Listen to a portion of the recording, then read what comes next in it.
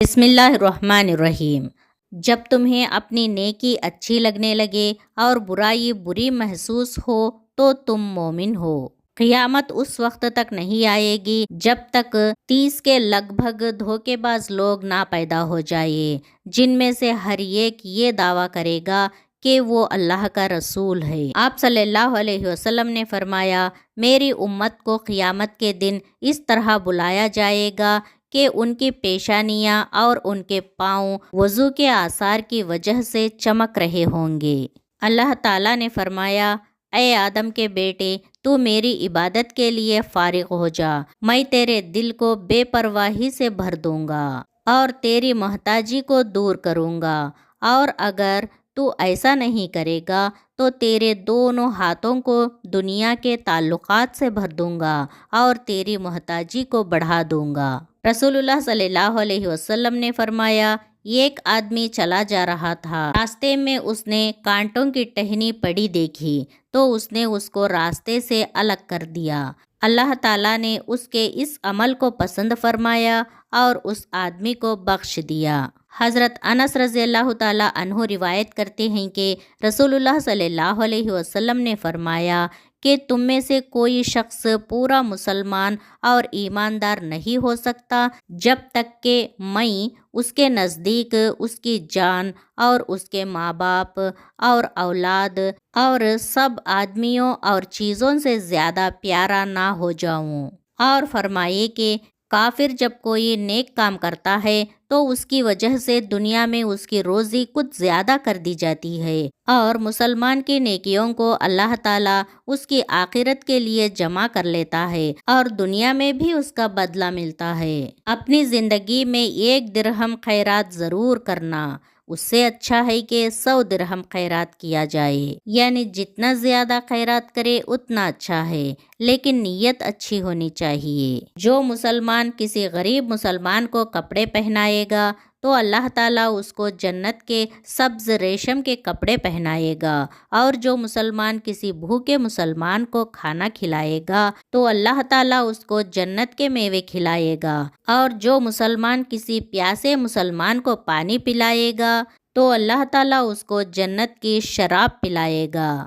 حضرت علی رضی اللہ تعالیٰ عنہ فرماتے ہیں کہ جو شخص نماز میں کھڑے ہو کر قرآن پڑھتا ہے اس کو ہر حرف کے بدلے 100 نیکیاں ملتی ہیں، اور جو نماز میں بیٹھ کر پڑھتا ہے اس کو ہر حرف کے بدلے 50 نیکیاں ملتی ہیں، اور جو بغیر نماز کے وضو کے ساتھ پڑھتا ہے اس کو ہر حرف کے بدلے 25 نیکیاں ملتی ہیں، اور جو بے وضو برزبانی پڑھے اس کو ہر حرف کے بدلے 10 نیکیاں ملتی ہیں۔ رسول اللہ صلی اللہ علیہ وسلم نے فرمایا، جس کے سینے میں کچھ بھی قرآن نہ ہو وہ ایسا ہے کہ جیسے اجڑا ہوا گھر، اور جس نے قرآن پڑھا اور پھر اس کو بھلا دیا اور اس کے حکموں پر عمل نہ کیا، یہ بھی ایک طرح کا بھلا دینا ہی ہے،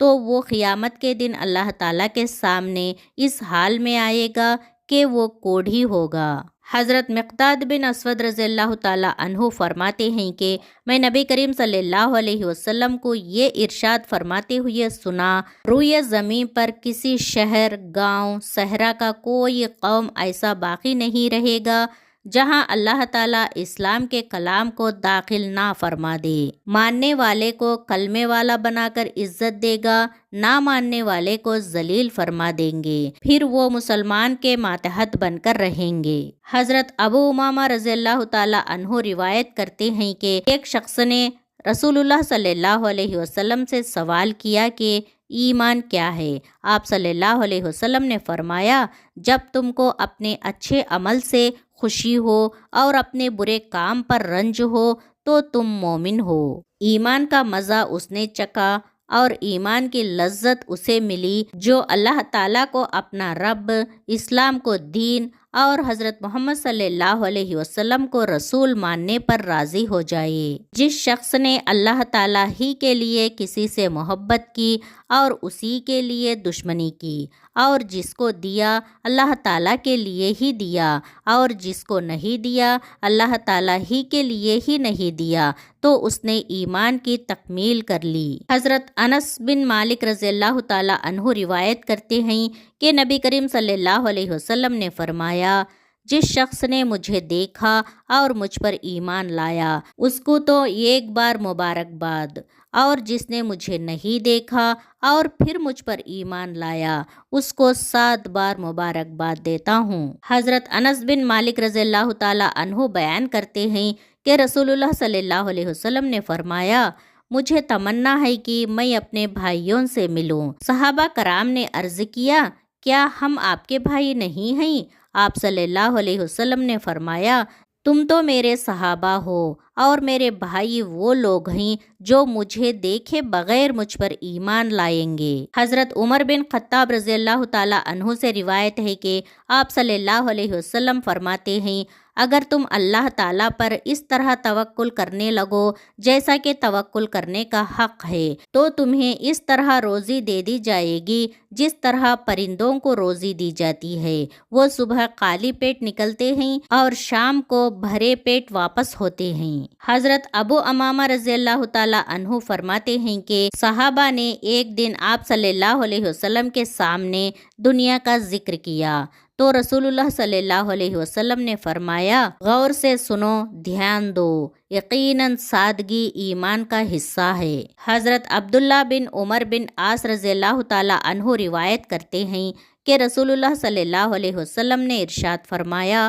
ایمان تمہارے دلوں میں اسی طرح پرانا اور کمزور ہو جاتا ہے جس طرح کپڑا پرانا ہو جاتا ہے، لہٰذا اللہ تعالیٰ سے دعا کیا کرو کہ وہ تمہارے دلوں میں ایمان کو تازہ رکھے۔ حضرت ابو ہریرہ رضی اللہ تعالیٰ عنہ نبی کریم صلی اللہ علیہ وسلم کا ارشاد نقل فرماتے ہیں، لا الہ الا اللہ کی گواہی کثرت سے دیتے رہا کرو، اس سے پہلے کہ ایسا وقت آئے کہ تمہیں اس کلمے کو موت یا بیماری کی وجہ سے نہ کہہ سکو۔ روزانہ کم سے کم 100 مرتبہ لا الہ الا اللہ پڑھنے کی عادت ڈال لیا کرو۔ حضرت ابو ہریرہ رضی اللہ تعالیٰ عنہ فرماتے ہیں کہ رسول اللہ صلی اللہ علیہ وسلم نے فرمایا، اللہ تعالیٰ نے میری امت کے ان وسوسوں کو معاف فرما دیا ہے جو ایمان اور یقین کے خلاف یا گناہ کے بارے میں ان کے دلوں میں بغیر اختیار کے آئے، جب تک کہ وہ ان وسوسوں کے مطابق عمل نہ کر لے یا ان کو زبان پر نہ لے آئے۔ جس شخص کی موت اس حال میں آئے کہ وہ یقین کے ساتھ جانتا ہو کہ اللہ تعالیٰ کے سوا کوئی معبود نہیں، تو وہ جنت میں داخل ہوگا۔ حضرت معاذ بن جبل رضی اللہ تعالیٰ عنہ روایت کرتے ہیں کہ نبی کریم صلی اللہ علیہ وسلم نے فرمایا، جس شخص کی بھی اس حال میں موت آئے کہ وہ پکے دل سے گواہی دیتا ہے کہ اللہ کے سوا کوئی معبود نہیں اور میں اللہ تعالیٰ کا رسول ہوں، تو اللہ تعالیٰ اس کی ضرور مغفرت فرما دیں گے۔ حضرت ابو ہریرہ رضی اللہ تعالیٰ عنہ سے روایت ہے کہ آپ صلی اللہ علیہ وسلم کا ارشاد ہے، میری شفاعت کا سب سے زیادہ نفع اٹھانے والے وہ شخص ہوں گے جو اپنے دل کے خلوص کے ساتھ لا الہ الا اللہ کہے۔ آپ صلی اللہ علیہ وسلم نے ارشاد فرمائے، میں ایک ایسا کلمہ جانتا ہوں جسے کوئی بندہ بھی حق سمجھ کر پڑھے اور اسے اس حال میں موت آئے تو اللہ تعالیٰ اس پر ضرور جہنم کی آگ حرام فرما دیں گے، اور وہ کلمہ ہے لا الہ الا اللہ۔ جب کھانا سامنے رکھ دیا جائے اور نماز کی اقامت ہو تو پہلے کھانا کھا لو۔ جس شخص کی نماز اثر رہ گئی تو گویا اس کے اہل عیال اور اس کا مال تباہ و برباد ہو گیا۔ آپ صلی اللہ علیہ وسلم ارشاد فرماتے ہیں، تباہ کر دینے والی چیز اللہ کے ساتھ شرک کرنا ہے، اس سے بچو، اور جادو کرانے سے بھی بچو۔ جس نے کسی آدمی کو ناحق قتل کیا وہ جنت کی خوشبو بھی نہ پا سکے گا، حالانکہ جنت کی خوشبو 40 سال کی راہ سے سونگھی جا سکتی ہے۔ اس کا مطلب یہ ہے کہ وہ شخص جنت سے اتنی دور رہے گا